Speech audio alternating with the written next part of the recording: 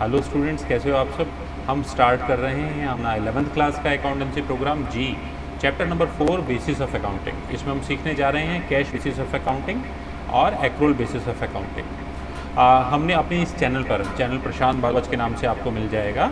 तो मैं आपका अकाउंटेंसी मेंटर प्रशांत भारद्वाज आपको पढ़ा रहा हूँ 11th अकाउंटेंसी और 12th अकाउंटेंसी प्रेजेंटली अभी जून जुलाई 2020 मंथ में, लॉकडाउन पीरियड में।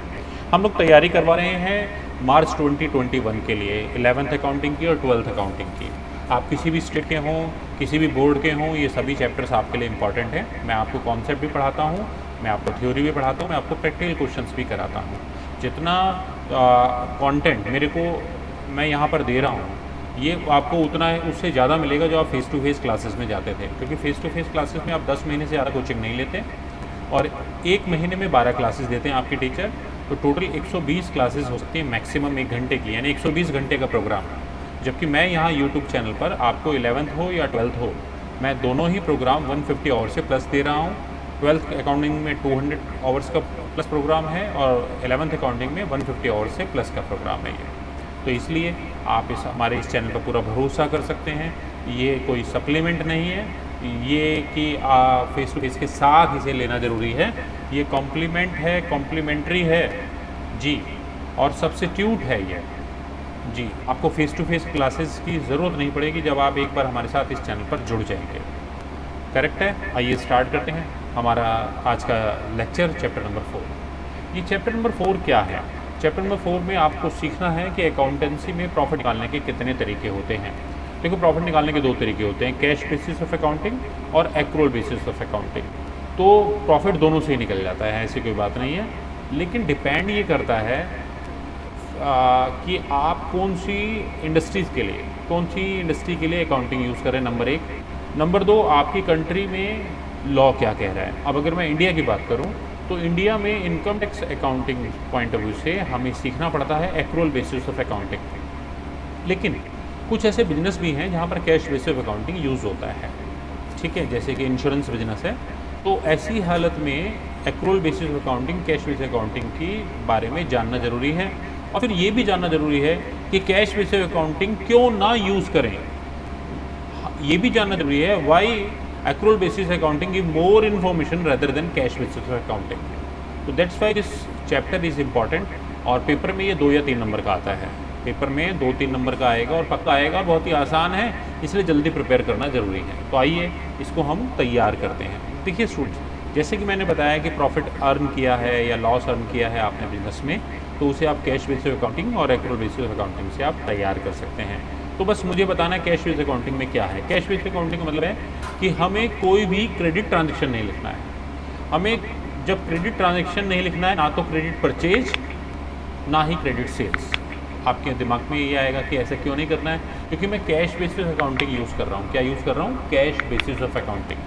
तो इसलिए मैं क्रेडिट ट्रांजैक्शन यानी क्रेडिट परचेज और क्रेडिट सेल नहीं लिखता हूँ। तो कब लिखेंगे सर आप? जब मैं उनकी पेमेंट करूँगा तब लिखूँगा। अगर मैं उन्हें एडवांस पेमेंट दे रहा हूँ तब भी लिखूँगा।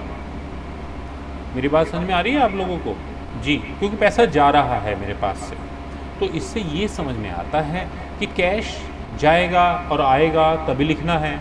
अगर कैश मेरा आउटस्टैंडिंग है तो नहीं लिखना है। तो आउटस्टैंडिंग ना होने से डेटर्स और क्रेडिटर्स पैदा नहीं होंगे।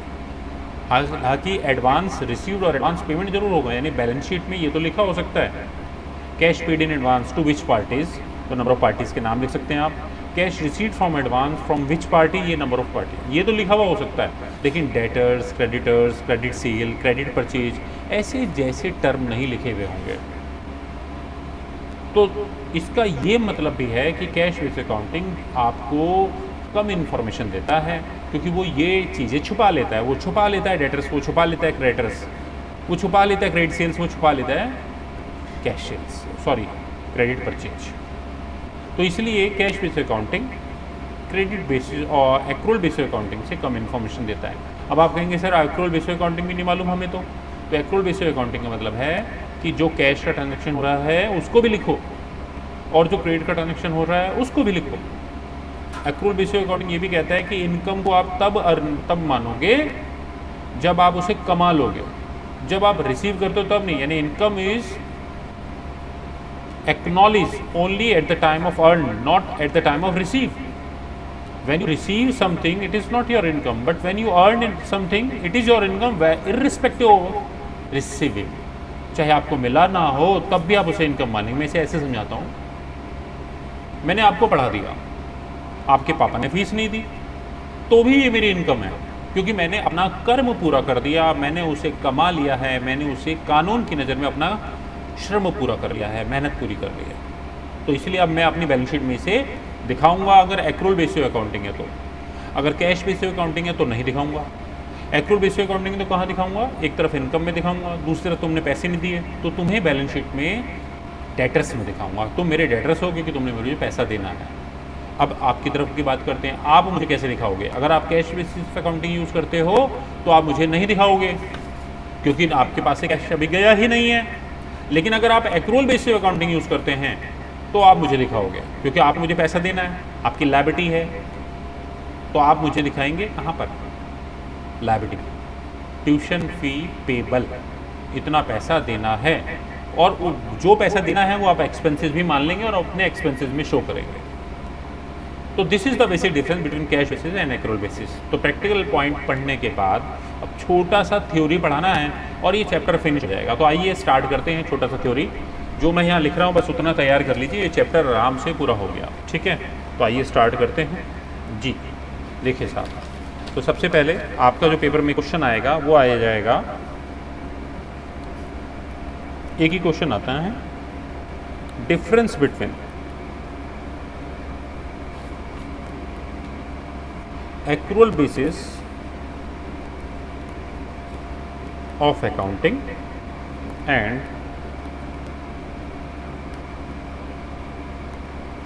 Cash basis of accounting. तो अब हमें क्या सीखना है? हमें सीखना है बेसिस ऑफ डिफरेंस।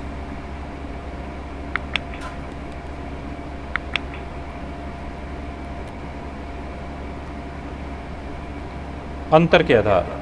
तो देखो जी, सबसे पहले इसका नेचर, कि नेचर ऑफ ट्रांजैक्शन हम क्या लिखते हैं।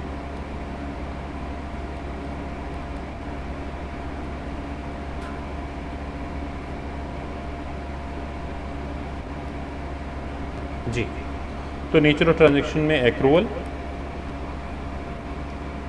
और कैश बेसिस,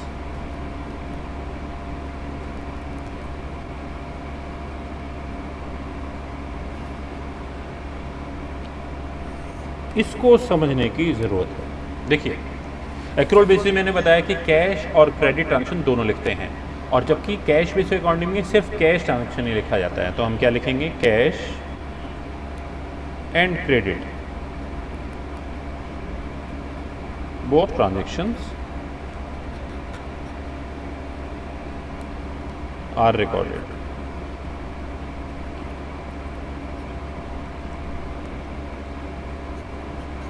और इसमें कैश बेसिस में only cash transaction are recorded. ठीक है, तो उम्मीद है आपने इसे कर लिया। अब इसके बाद दूसरा क्या है? प्रॉफिट या लॉस। अब अगर देखो यहाँ पर एक्रूअल बेसिस की अगर मैं बात करूँ तो यहाँ पर प्रॉफिट जो है ज़्यादा एक्यूरेट है, क्योंकि मैं कैश भी दिखा रहा हूँ, क्रेडिट भी दिखा रहा हूँ। जबकि कैश बेसिस में चूँकि मैंने क्रेडिट ट्रांजेक्शन छुपाए हैं, तो इसलिए इसका जो प्रॉफिट या लॉस आया है वो ज़्यादा एक्यूरेट नहीं है, बस ठीक है। तो इसलिए मैं लिख सकता हूँ प्रॉफिट या लॉस, और यहाँ पर क्या लिखूँगा? Almost correct, almost correct. ये ऑलमोस्ट ये करेक्ट होता है एज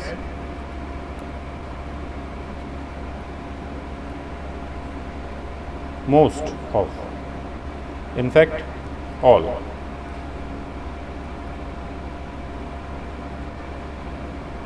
ट्रांजेक्शन्स आर शोन। और कैश बेसिस में क्या लिखेंगे हम? कैश बेसिस में हम लिख सकते हैं कि ये स्लाइटली करेक्ट है, बिल्कुल एब्सोल्यूट करेक्ट नहीं है, क्योंकि इसमें सिर्फ कैश ट्रांजेक्शन दिखाया जाता है। ठीक है, तो हम ये कहेंगे लेस एक्यूरेट। एक्रूअल लिख दिया मैंने।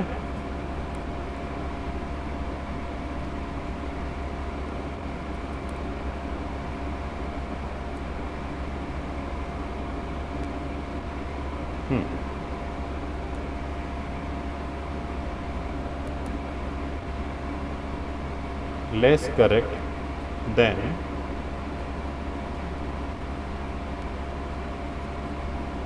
accrual system of accounting. क्यों, ऐसा क्यों? Because only cash transactions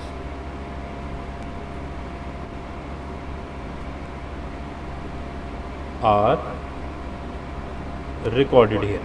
सिर्फ इसमें कैश ट्रांजेक्शन दिखा रहे हैं इसलिए। करेक्ट हो गया। तीसरा, अब यहाँ पर जो डेटर्स हैं, क्रेडिटर्स हैं,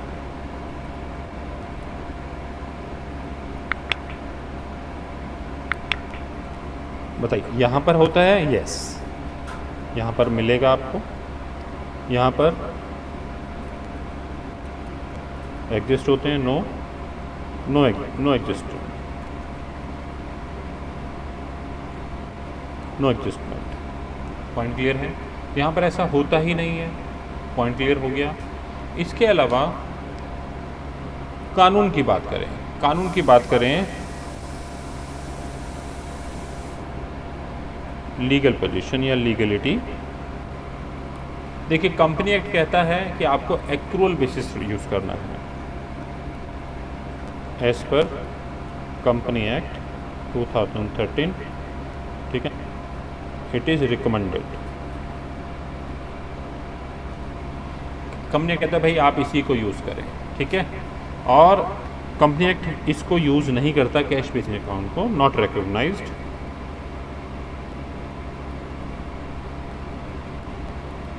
अगर आप कंपनी हैं, प्राइवेट लिमिटेड कंपनी है, पब्लिक लिमिटेड कंपनी है, तो आपको accrual basis of accounting he use करना है, ठीक है।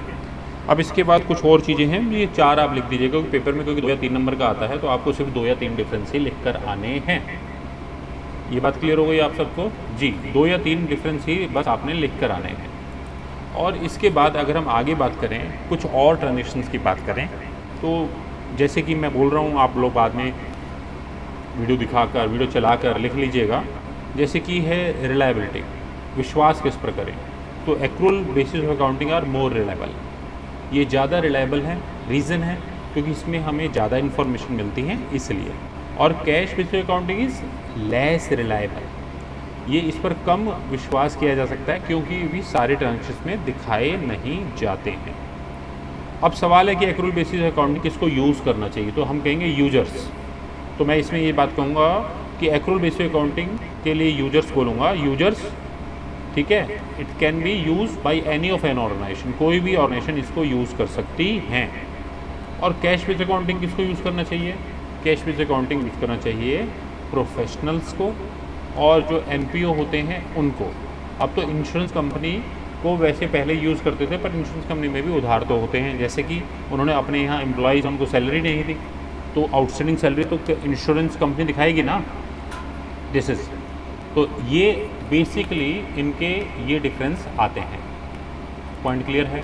तो हमने 4 तो पॉइंट्स हमने सीखे जो आपके सामने स्क्रीन पर, जो मैंने सामने अभी स्क्रीन पर दिखाए थे, और 2 इसके लिए आपको बताया मैंने कि रिलायबिलिटी और सूटेबिलिटी, तो यूजर्स यानी, तो कौन कौन यूजर्स हैं आपको सामने, आपको हमने बता दिया।